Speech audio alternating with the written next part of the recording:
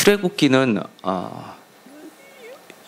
야훼 신앙의 시작이라고 해도 과언이 아닙니다. 제가 신학교를 갔었는데 구약 개론 시간이었습니다. 그런데 창세기부터 가르치는 게 아니라 구약 교수님께서 출애굽기부터 가르치기를 시작했습니다. 너무 그게 저는 처음에 의아했습니다. 보통 교회에서 성경 공부를 시작하면 창세기부터 시작하는데 그분은 독특하게 출애굽기부터 시작을 하시는 거였습니다. 그러면서 이 출애굽기가 사실은 모든 야훼 신앙의 출발점이라고 하시면서 출애굽시키셨던 하나님, 그리고 우리의 고통을 들으시는 하나님, 이 하나님이 결국은 이 바벨론의 포로를 잡혀갔을 때 그들을 다시금 바벨론에서 불러내면서 창세기를 기록하게 하신 하나님이었다라고 말씀을 해주시는 거였습니다. 그런데 이 창세기를 시작하는 것과 이 출애굽기를 시작하는 것과는 우리가 1장 1절을 읽어보면 창세기 1장 1절과 출애굽기 1장 1절을 보면 사뭇 다릅니다. 창세기 1장 1절은 창조를 시작하면서 하나님께서 역시 등장을 하십니다. 그런데 출애굽기를 보면은요, 출애굽기 1장 1절을 보면 하나님이 같이 시작하시는 게 아닙니다. 족장들로부터 시작을 합니다. 그리고는요, 2장에 가서 혹시나 하나님의 이야기를 나오나 싶었더니만 2장에도 하나님의 이야기는 나오지 않고 이렇게 엉뚱하게 아버지 이름도 없는 모세라는 이야기부터 시작을 하는 겁니다. 오늘의 본문을 읽어보면요, 모세라 하면은 이스라엘 사람들의 건국의 아버지라 할 수 있습니다. 2장 10절에 보면은 모세라 하는 이름을 내가 그를 물에서 건져내었습니다 라고 합니다.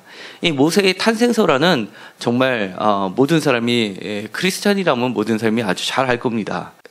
애굽에 건너간 야곱의 아들들과 그 다음에 그 아들들의 아들들 자손들이 번성했는데 요셉을 모르는, 그리고 하나님을 모르는 애굽의 왕이 태어나서 이스라엘 사람들을 괴롭히기 시작했고, 그것으로 인해서 결국은 그들의 종살이를 하게 됐다는 이야기가 시작됩니다. 그리고서는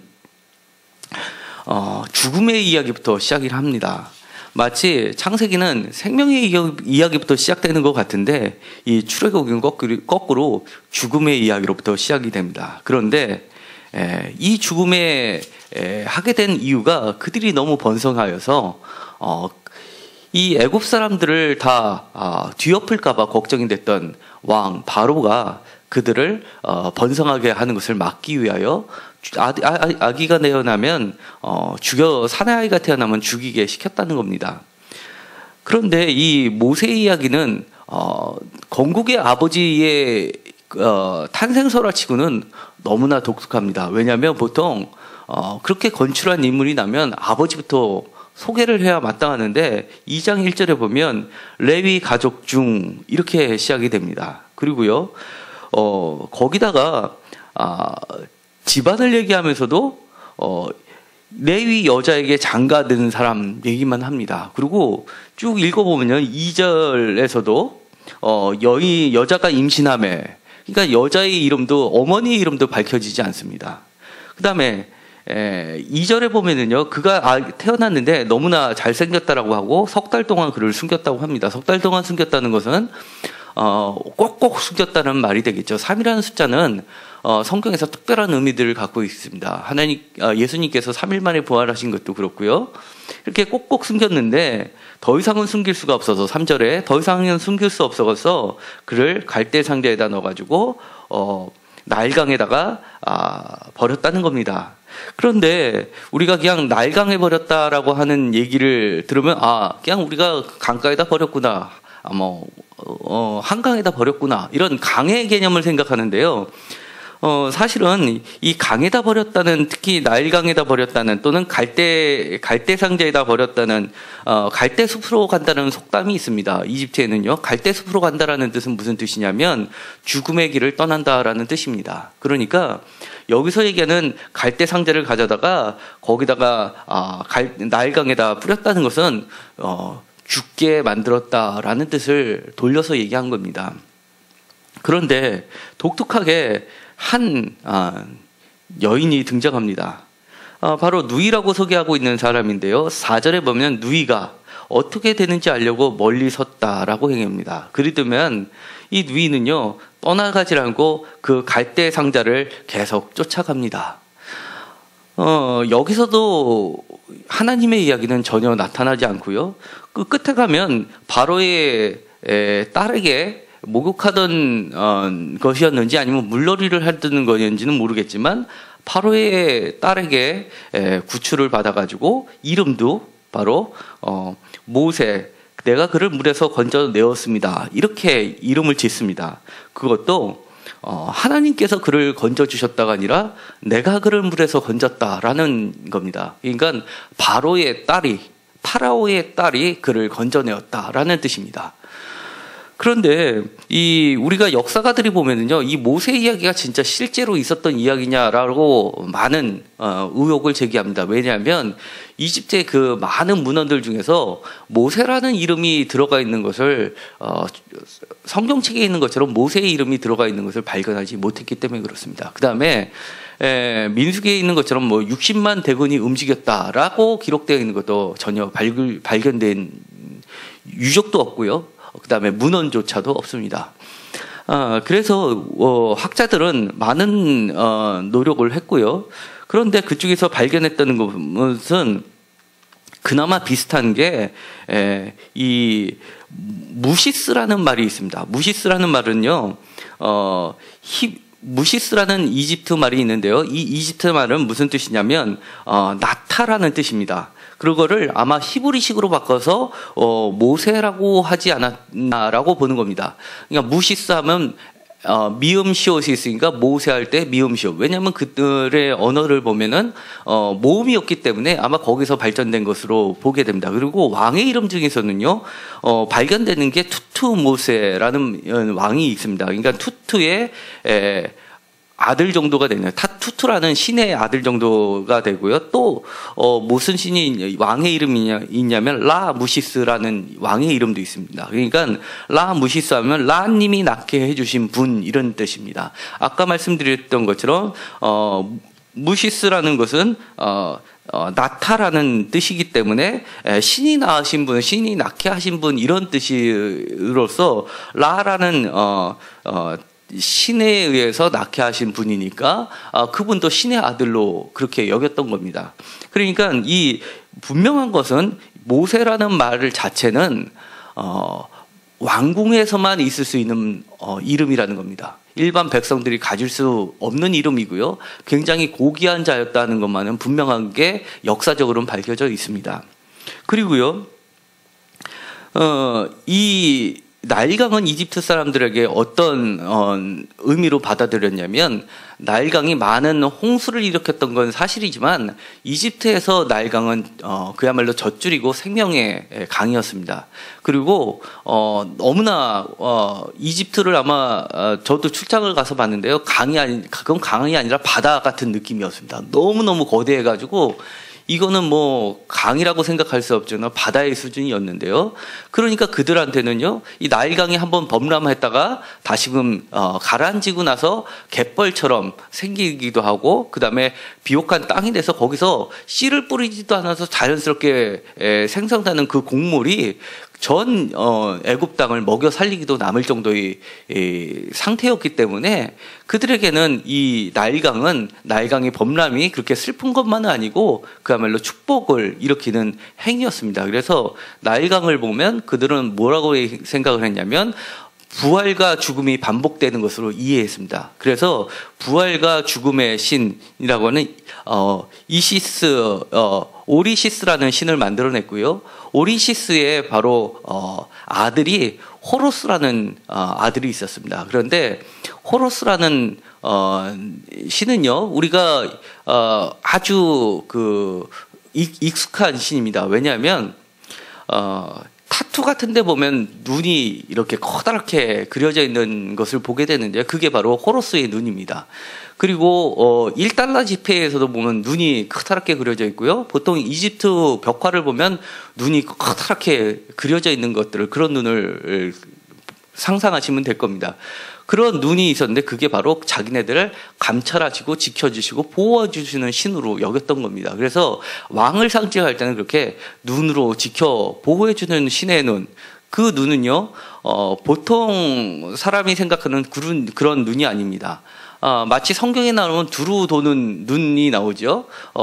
에스겔서에 보면은 그룹들이 있는데 눈이 한 개가 아니라 수없이 많은 눈이 있습니다. 그런 것처럼 온 천지를 감찰하는 눈이고요. 이 호루스의 눈은 어떤 눈이냐면 단순히 이런 시각만 있는 게 아니라 청각도 있고 후각도 있고 미각도 있는 독특한 눈입니다. 그래서 모든 것을 마치 전지의 눈 같은 그런 눈입니다. 그런데 이 모세라는 이름 속에서는 이렇게 신의 이름이 들어가 있고요. 무엇인가 신에 의해서 나악해진 인물이라는 뜻이 들어가 있는 것만은 분명합니다. 그런데 이 2장을 읽어보면요, 우리는 그런 느낌을 전혀 받을 수가 없습니다. 왜냐하면 출애굽을 한 이후에 그리고 또 모세는 왕국에서 왕자로서 모든 최고의 학문을 터득한 그 사람, 그리고 자신도 신의 이름을 갖고 있는 본인조차도 이 출애굽기를 기록할 때는 그런 색깔이 전혀 없다는 게 독특합니다. 여기에 보면요, 그런 신의 눈은 전혀 들어있지 않고요, 오히려 야훼의 눈이 들어가 있습니다. 그 이유로 보면은요, 바로 2장 마지막 절을 보면요, 23절에 보면 이렇게 되어 있습니다. 여러 해 후에 애굽 왕은 죽었고 이스라엘 자손은 고된 노동으로 말미암아 탄식하여 부르짖으니 그 고된 노동으로 말미암아 부르짖는 소리가 하나님께 상달된지라. 24절 다 같이 읽어볼까요? 24절 하나님이 그들의 고통 소리를 들으시고 하나님이 아브라함과 이삭과 야곱에게 세운 그의 언약을 기억하사. 25절이요 하나님이 이스라엘 자손을 돌보셨고 하나님이 그들을 기억하셨다. 그러니까 이 모세가 뒤를 돌아보면서 이스라엘 사람에게 전해준 자신의 출생 이야기는요, 이집트의 호루스의 눈이 자기를 건져냈고 자기에게 새로운 이름을 준 것이 아니라 바로 하나님의 눈이 자기를 돌봤고 하나님 호루스의 미각과 후각과 전지의 지각의 눈이 아닌 하나님의 청각이 들어있는 눈으로 들으시고 또 돌보시고 기억까지 하셨다는 것을 강하게 얘기하고 있습니다. 2절에 보면 2장을 처음에 다시 읽어보면요, 이런 뜻으로 한번 읽어보면요, 여기에는 분명히 하나님의 눈이 있습니다. 하나님의 눈이 어디 있냐고요? 바로 누나의 눈에 있었습니다. 더 이상 숨길 수 없어 버려진 그 상자를 두고선 심지어 어머니조차도 잊어버렸는데 끊임없이 쫓아가는 눈이 있습니다. 바로 4절에 누나가 나타납니다. 이 누나가 멀리서 서서 그 상자를 끊임없이 바라보고 있었습니다. 그것은 단순히 인간적인 누나의 눈이 아니었고 하나님의 눈이었다는 겁니다. 이 누나는 나중에 누가 되냐면 미리암이 됩니다. 미가서 6장 4절에 보면요, 우리는 보통 이스라엘의 건국의 아버지격으로 모세를 얘기하고요, 그 다음에 그 형인 아론을 얘기합니다. 그래서 항상 우리들의 머릿속에는 모세와 아론이라는 두 인물을, 두 축을 이스라엘의 기둥으로 생각합니다. 그렇지만 미가라는 선지자를 보면요, 미가는 그렇게 얘기를 하지 않고 세 축으로 얘기합니다. 하나는 모세, 하나는 아론, 또 하나는 바로 이 누나 미리암입니다. 이 미가가 또 얘기했던 것은 예수님을 베들레헴에서 탄생한다고 예견했던 사람도 바로 이 미가입니다. 그렇기 때문에 이 미가 선지자는요, 신구약을 통틀어서 가장 하나님의 눈으로 세상을 바라봤던 사람인데요. 미가서 6장 4절에 보면 이 미리암에 대해서 특별한 위치에 두고 있습니다. 미리암의 노래를 하면서요, 미리암을 모세와 아론보다도 미리암이라는 이 여인이 이스라엘의 죄를 담당했던 여인으로 그려내고 있습니다. 그러면서 이 출애굽기 전체는요, 하나님의 눈으로 다시 한번 보고 있는 겁니다. 이 출애굽기의 맨 마지막 장면은 어떻게 될까요? 과연 모세가 출애굽기를 다 쓰고 나서 이스라엘 사람들에게 그 눈이 어떠한 것인가를 다시 한번 나타내는데 어떠한 모습으로 그려내고 있을까요? 한번 상상들이 가시나요? 출애굽기 한번 맨 마지막 장을 한번 가보실까요? 출애굽기 40장, 이거 잘 기억이 안 납니다. 출애굽기 40장은요. 그렇지만 출애굽기 40장 38절을 한번 다 같이 읽어보겠습니다. 시작. 낮에는 여호와의 구름이 성막 위에 있고 밤에는 불이 그 구름 가운데에 있음을 이스라엘 온 족속이 그 모든 행진하는 길에서 그들의 눈으로 보았더라. 예. 여기서도 눈이 나옵니다. 이 눈은 이스라엘 사람들의 눈인데요. 이스라엘 사람들의 눈이 띄어진 겁니다.